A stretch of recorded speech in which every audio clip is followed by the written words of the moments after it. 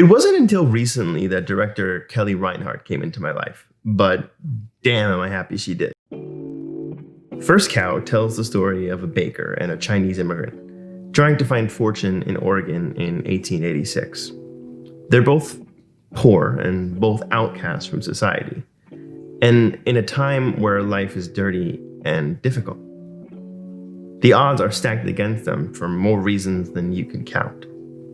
But in the town they call home, they hear tales of the very first cow delivered to the only man of means in town, Chief Factor, played by Toby Jones, a British aristocrat.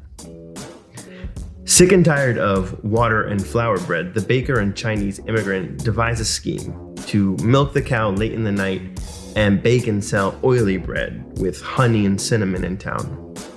For a while, this crime goes under the chief's nose, but success for these two unlikely friends means taking a risky road. The American dream is and always has been an unfair war.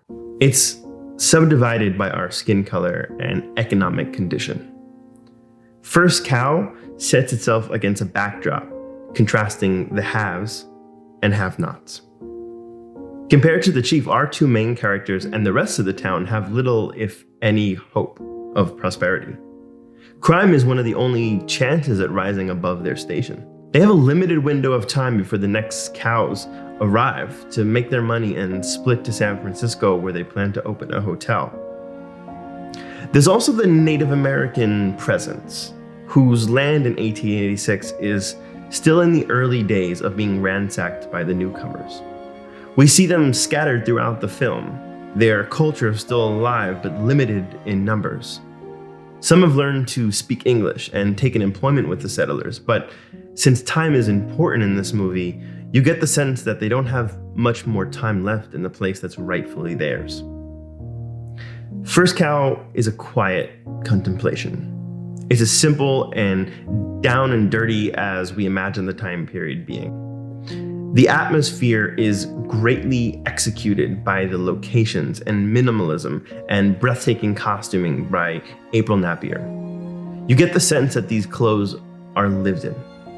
And with his frames, Christopher Blavelt, if I'm pronouncing that correctly, creates a grainy, isolated image of life in Oregon. You'll honestly need to be patient for the drama to begin. The atmosphere is a part of the drama, as it brings out the desperation in people. Kelly Reichardt, along with co-writer whose book she adapted, Jonathan Raymond, they tell a story that is slow to churn, but purposefully so. We come to understand the environment these people are living in and how ruthless it can be. We understand the risk the baker and the Chinese immigrant are taking, but also why they're willing to take such a risk. So far, this is one of my favorite films of the year. I'm happy A24 finally released it when it was originally supposed to be released in theaters just as the pandemic was hitting. I don't expect it to be the most popular film of the year, but I hope it gets the attention it deserves by people that are willing to give it a chance. Maybe releasing it this way will actually get more people to watch a story like this in the comfort of their home. A story who, on the surface, is very simple, but it really packs a punch in it. Kelly Reichardt not only directs and writes here, she edits. It isn't flashy editing, but she edits for story and tone. Her control, pitch perfect.